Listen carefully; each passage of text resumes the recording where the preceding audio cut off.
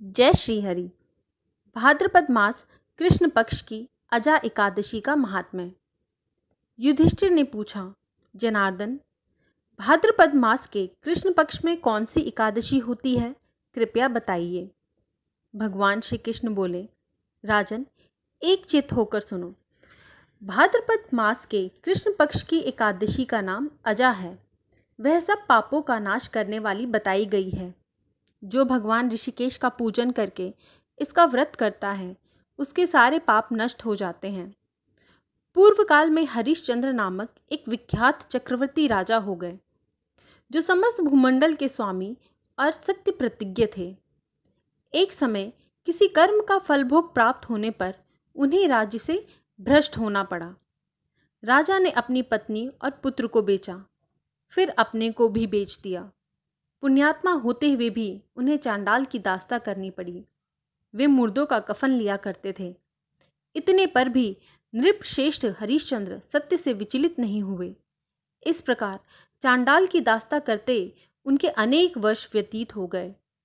इससे राजा को बड़ी चिंता हुई।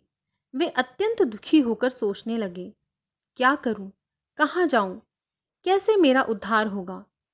इस प्रकार चिंता करते करते वे शोक के समुद्र में डूब गए। राजा को आतुर जानकर कोई मुनि उनके पास आए। वे महर्षि गौतम थे। श्रेष्ठ ब्राह्मण को आया देख नृपश्रेष्ठ ने उनके चरणों में प्रणाम किया और दोनों हाथ जोड़ गौतम के सामने खड़े होकर अपना सारा दुखमय समाचार कह सुनाया। राजा की बात सुनकर गौतम ने कहा, राजन, भादो के कृष्ण पक्ष में अत्यंत कल्याण में अजा नाम की एकादशी आ रही है, जो पुण्य प्रदान करने वाली है। इसका व्रत करो, इससे पाप का अंत होगा। तुम्हारे भाग्य से आज के 7वें दिन एकादशी है। उस दिन उपवास करके रात में जागरण करना। ऐसा कहकर महर्षि गौतम अंतर्ध्यान हो गए। मुनि की बात सुनकर राजा हरिश्चंद्र ने उस उत्तम व्रत का अनुष्ठान किया। उस व्रत के प्रभाव से राजा सारे दुखों से पार हो गए। उन्हें पत्नी का सन्निधान और पुत्र का जीवन मिल गया।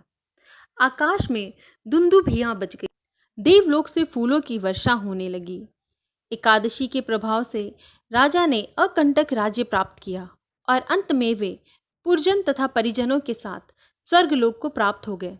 राजा युधिष्ठिर, जो मनुष्य ऐसा व्रत करते हैं, वे सब पापों से मुक्त हो स्वर्गलोक में जाते हैं। इसके पढ़ने और सुनने से अश्वमेध यज्ञ का फल मिलता है। जय श्री हरि।